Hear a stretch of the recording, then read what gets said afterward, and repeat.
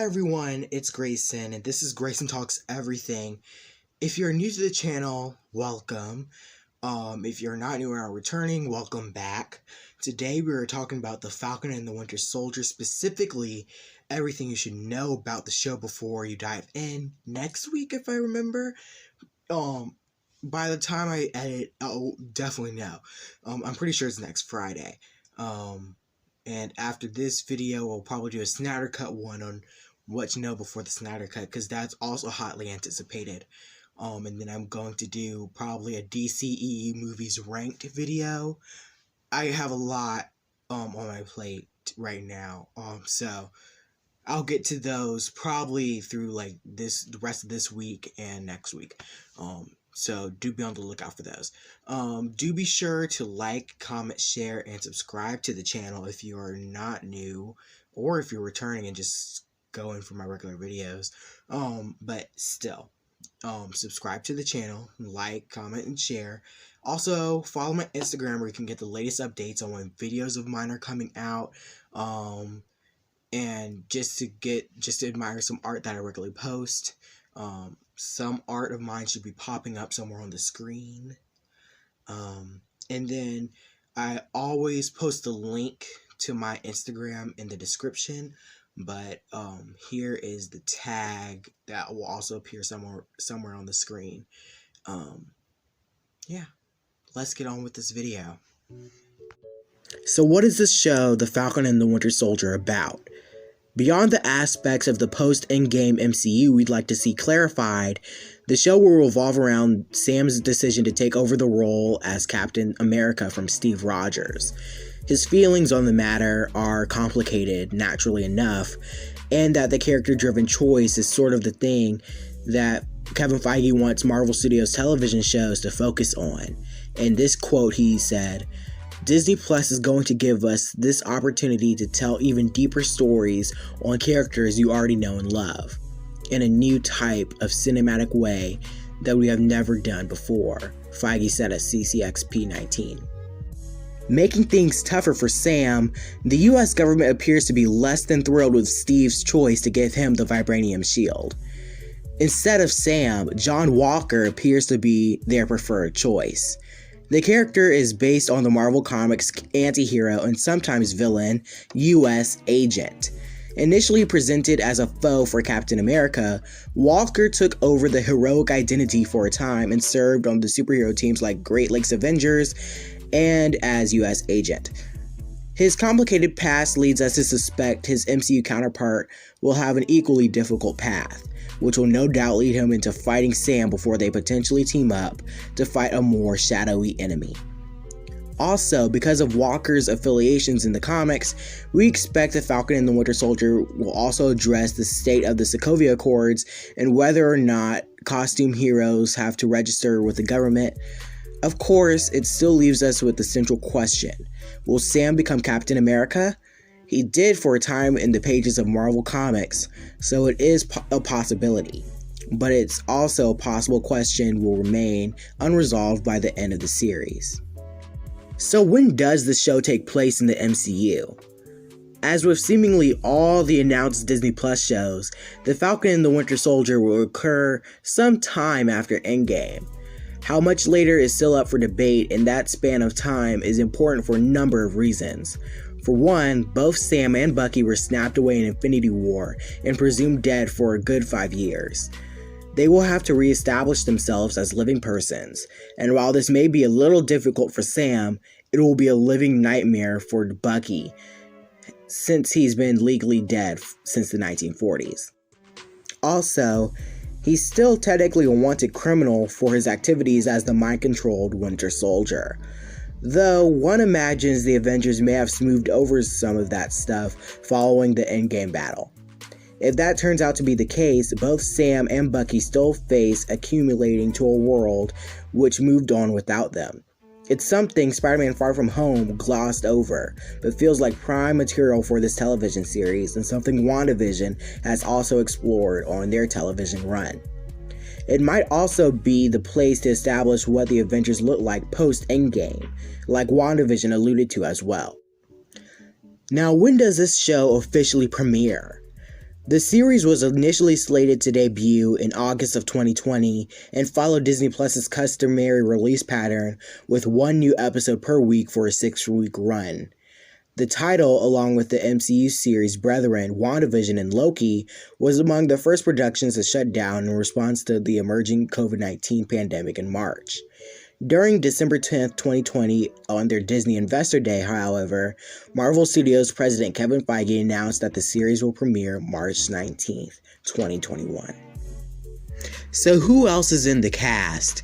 Outside the title characters and Russell as Walker, the series will feature the return of Captain America film series alum Sharon Carter, played by Emily Van Camp, and Helmut Zemo, played by Daniel Bruhl, as revealed back at San Diego Comic-Con in 2019.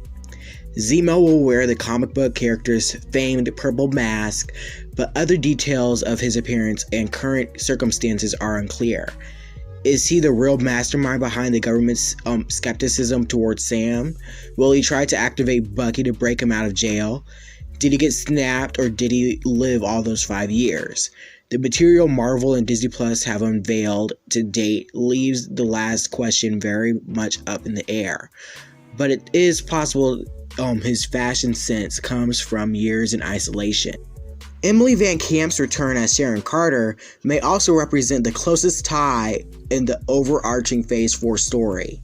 On the run since Captain America Civil War, although she was counted among the lost during the 5-year gap, it is possible she found her way back to S.H.I.E.L.D., an organization whose status definitely needs to be clarified in the MCU with Marvel's Agents of S.H.I.E.L.D. that just ended this summer, or last summer to be technically clear.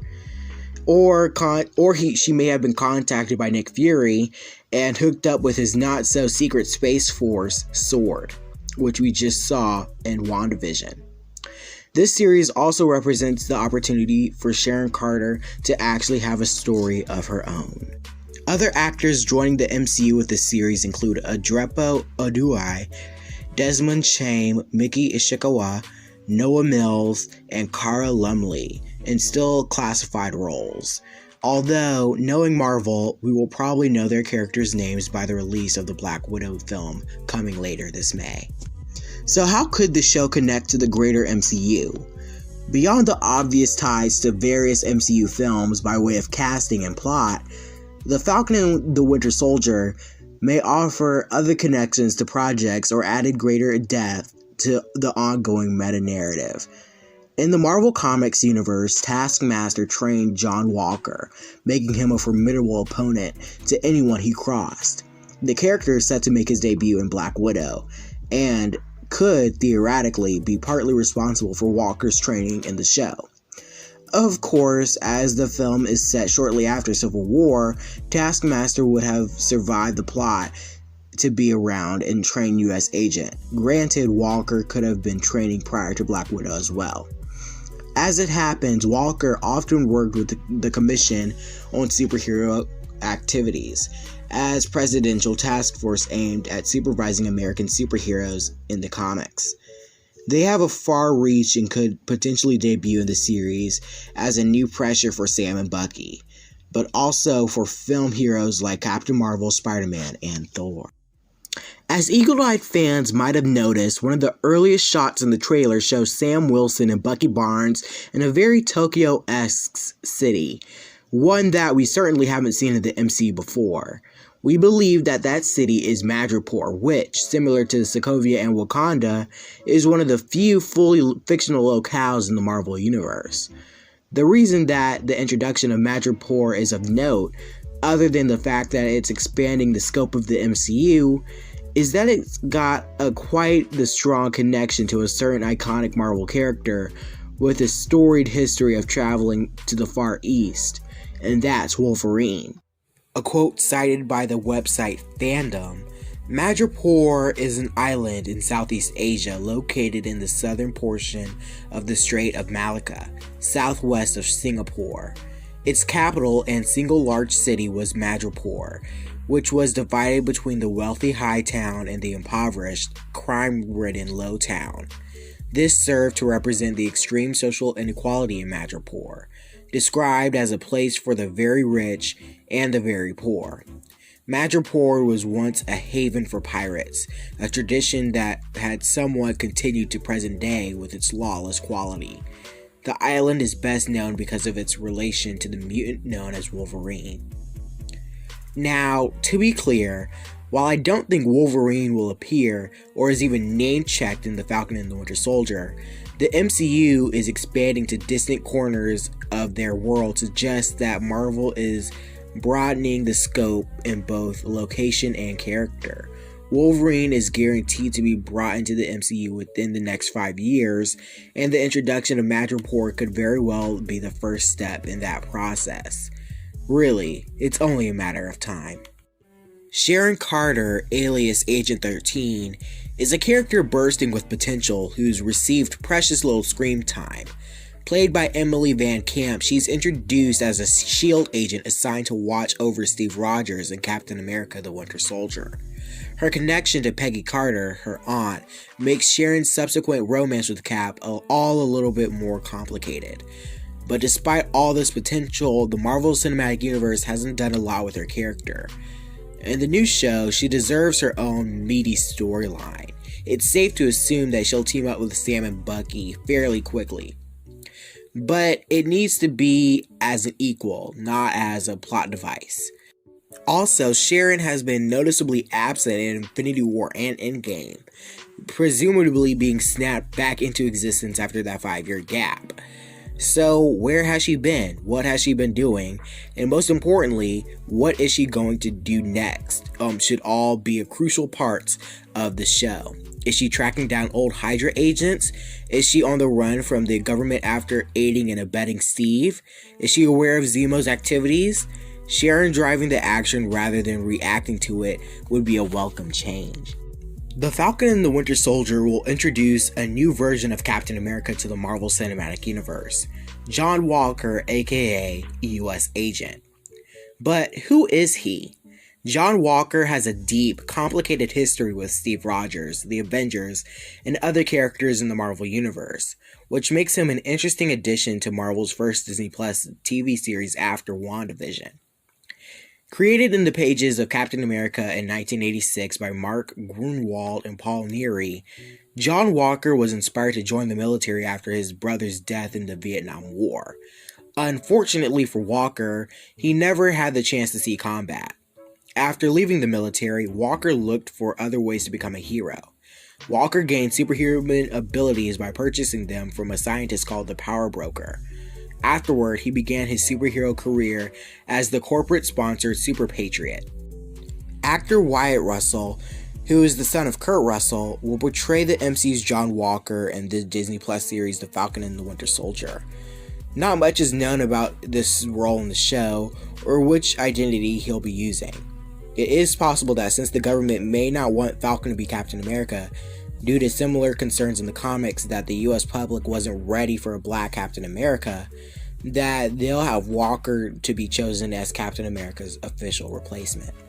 At various points in the trailer of The Falcon and the Winter Soldier, a female character who dons a black mask with a red handprint across it pops up and goes head to head with our heroes. We see her unmasked face at the 24-second mark. She's grinning as a number of other people wearing the same red and black mask run behind her, and can tell based on her curly red hair that she battles Sam inside a historic looking building and stares him down on top of a moving vehicle. Who is this mysterious woman, who's clearly a villain out to get at least one of the series' titular good guys? It's English actress Erin Kellyman, whose Falcon and the Winter Soldier character we know absolutely nothing concrete about. As of this writing, or as of this video technically, the public doesn't know her name, and Kellyman isn't even listed on the series' IMDb page. However, there is a potential clue that could lead us to a better understanding of both Kellyman's character and the others who support the same mask, or don the same mask that she does. As pointed out on Twitter and Instagram, online marketplaces Zazzle's storefront for the Falcon and the Winter Soldier lists 2 collections of products that feature the red handprint adorned masks seen in the show's new trailer. One is called the Flag Smasher Global Handprint, and the other is called Flag Smasher's Graphic Collection. Haven't heard of that name before? Well, in the Marvel Comics, Flag Smasher is the supervillain moniker of Karl Morgenthau, a man who grew to despise diplomacy and patriotism after his father was trampled to death in a riot outside an embassy in the fictional country of Latveria. A fitting name for his beliefs, Flag Smasher spreads anti-nationalist messaging to anyone who will listen, directly opposing Captain America's patriotism and eventually creating the criminal organization called Ultimatum, the underground, liberated, totally integrated mobile army to unite mankind. Flag Smasher has even gone up against U.S. Agent, whom, as you know, will be a part of the Falcon and the Winter Soldier series.